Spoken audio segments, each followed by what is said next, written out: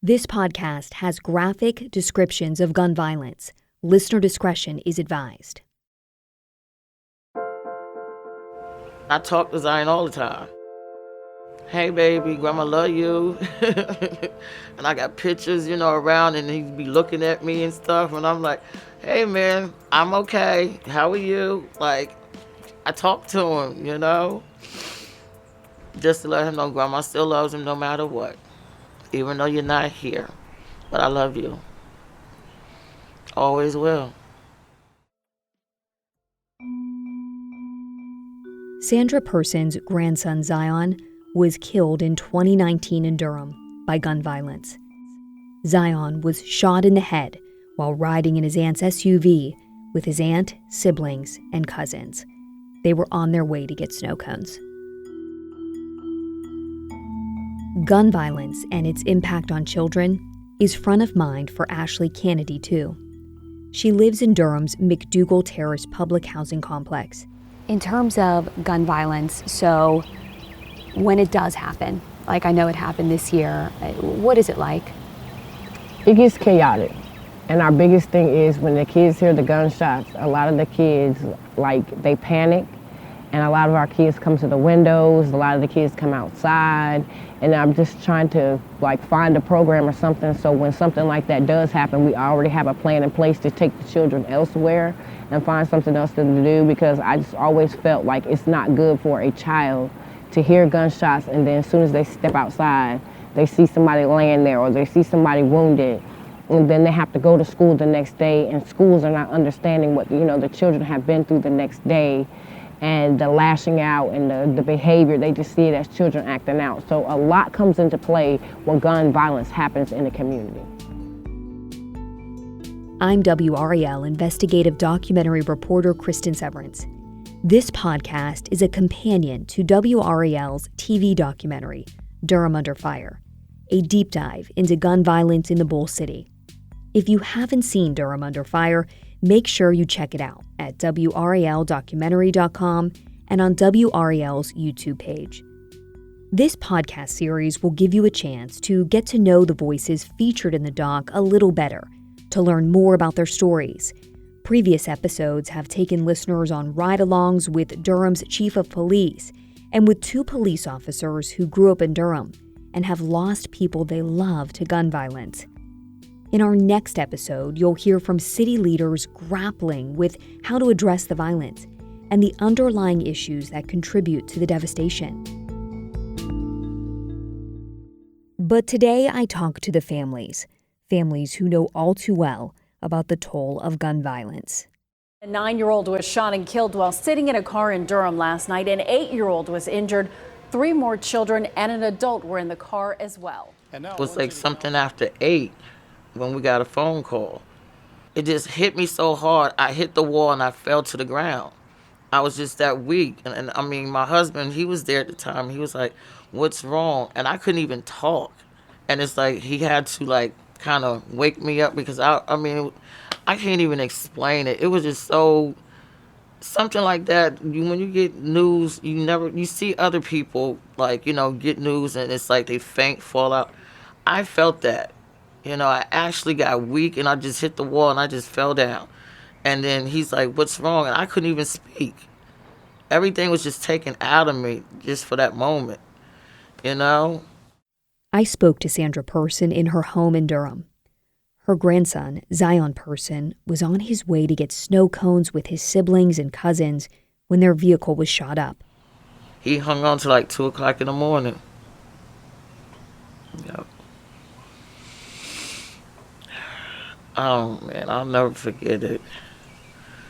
And to see him laying there, I still see it to this day. To this day. My baby laying in the bed with a hole in his head. Lifeless. And they even said he tried to hang on, but if he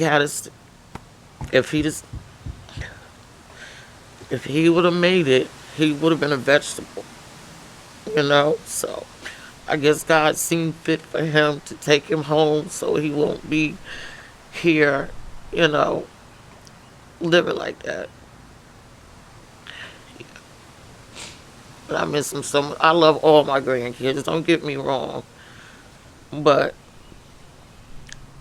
he's just so loved and so missed. And our lives are not the same. I seen my grandkids, the ones that was in the truck at the time, I seen them just like transfer in front of my eyes. You know what I mean? They're here, but my granddaughter, she's the shy type, and I can see all that shyness just coming out. You know, Xavier, he's a big eater. He'll just stop eating. You know, so it just doesn't affect the adults. It affected the kids, and they were there. You know, they were right there in that truck. When 22 bullets went through that truck, I just thank God that, not saying it in a bad way that it happened, but everybody could have got shot and died. You know what I mean? And my grandson, he has a hole in his arm that he has to look at every day. But he's getting better, you know. His appetite trying to come back, but it's still, after almost 3 years, it still takes a toll on everyone, you know. We'll be right back.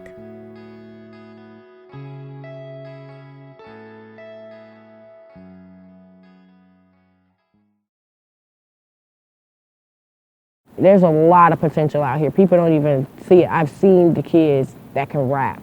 I see the kids that can sing. I see the kids that can build things with their hands.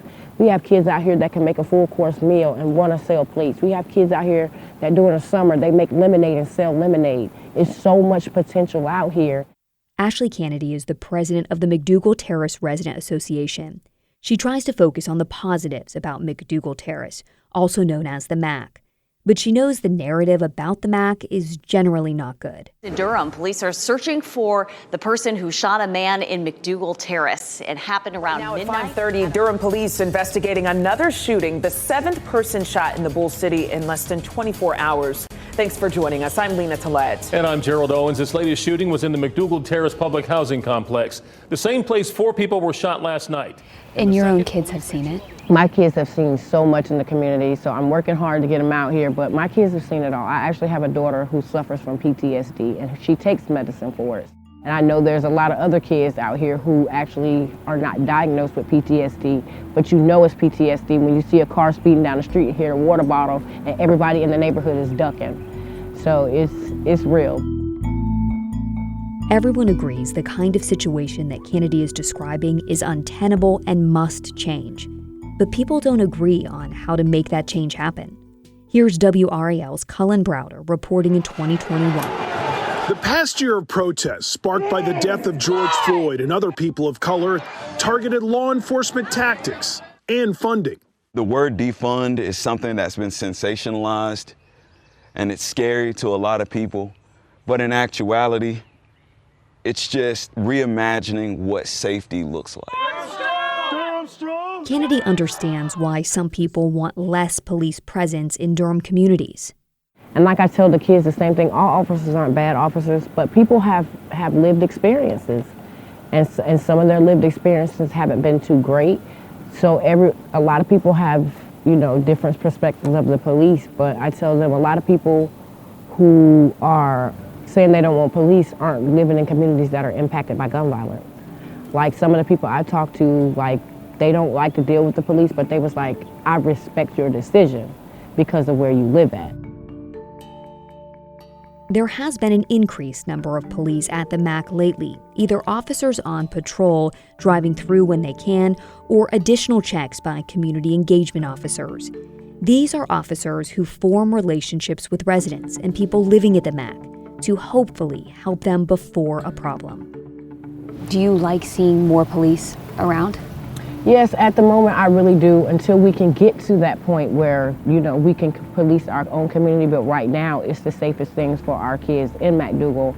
And just seeing the kids be able to ride their bikes outside, ride the scooters, be able to stand out and watch the new park being built without having to duck gunshots. The kids are able to come to after school more and feel more comfortable because they know like the cops are going to be circling the area to make sure they get to after school on time. They pop in to make sure they're okay. So it's like they're finding a sense of security now, and I just hope we can keep it that way. Ashley Kennedy supports more police being in her community, but she, like pretty much everyone I spoke with, doesn't think that's the only answer. And, like everyone I spoke with, she doesn't think all the violence is gang-related, but she knows gang violence is a huge problem. Kennedy was once homeless, and she dated a gang member. She says extreme financial instability can lead a person to seek security somewhere else. A lot of times, people see gangs as family, because a lot of times they see the brokenness in a person, and it just takes them to go to somebody. And I tell people there's different versions of gangs. Everybody looks at gangs as bad people. A gang could be a group of anybody. And with gangs, those kids see a sense of security there. They like, okay, my big homie gonna make sure I eat, my big homie gonna make sure I have somewhere to stay. And that's why, and they turn that way because they know at night I'm gonna be able to lay my head down, I'm gonna be able to have a couple dollars in my pocket, and I'm gonna be able to eat. Okay. And that's how a lot of the people are strayed that way. That's the cycle. That's just the cycle. Kennedy says housing that costs $2,000 a month to house her family, worrying about being evicted, having trouble accessing childcare, all these things contribute to people not feeling safe in her community. And even though Kennedy is an activist in her community and really wants to change the narrative about it, when she comes back home and sees all the repairs in the housing complex that haven't been taken care of, and just how stuck things seem, she often thinks about how she can get out of the MAC. When I went on vacation and I came back, it's depressing. And it's like when you leave work and when you leave for work and you come home and you come back in the same situation, it's like, it's just there. It's just it's depressing. It can lead to mental issues. It can lead to so many other things, and people don't see that as a bigger picture. They just see it as these people living in the projects and they're just going crazy. It's deeper than that. There's root causes to stuff like that, and people don't really see it as that. They just see it as a bunch of people going crazy. But not everybody is that way, but there are some people who are have real life stuff going on, and I see the struggles and stuff like that, and I'm just what else can we do? Because it's just, I do my part the best I can, and I'm just sometimes you just gotta put your best foot forward, and even when you put your best foot forward, it's like something shoots you 10 steps back.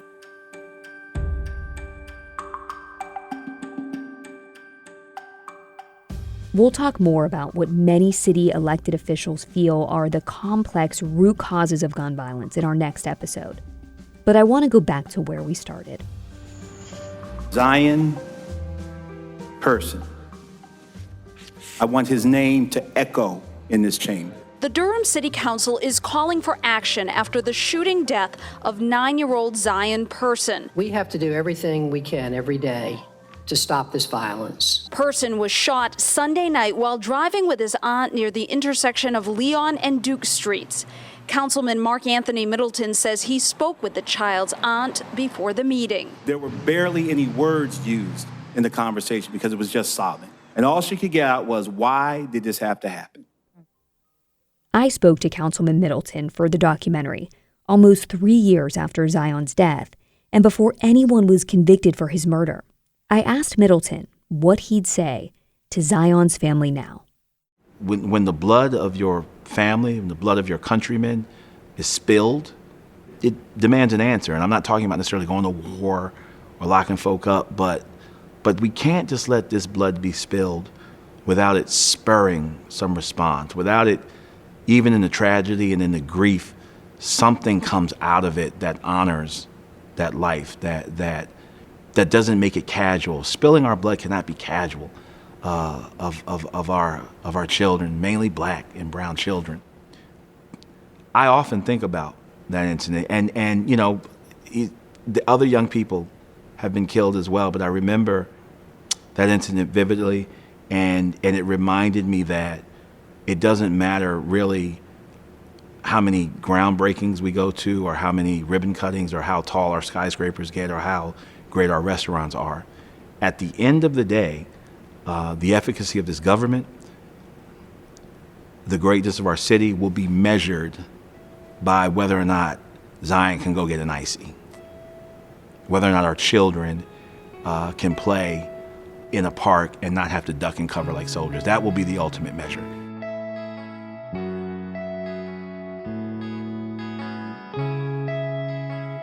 In early July, justice, or at least accountability, was delivered to Zion's family. Antonio Davenport was found guilty on all charges related to the shooting of Zion Person, including murder. Prosecutors say Davenport opened fire on the family's Ford Explorer, believing it belonged to a rival gang member. On our next episode, we'll talk with some of Durham's elected officials, including more from Councilman Mark Anthony Middleton, about what they're doing to address violence today and how they're trying to get at the root problems to prevent violence in the future.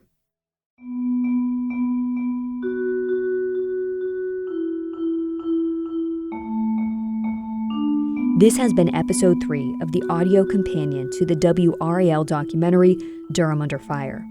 Follow the doc team on social at WRAL Docs for updates. Remember, you can watch the documentary on the WRAL YouTube channel. Be sure to like and subscribe. You can find more episodes of the WRAL Doc Companion podcast in this feed. This podcast was hosted and reported by me, Cristin Severance. Jay Jennings recorded the interviews, and Rachel McCarthy produced the episode. Thanks for listening.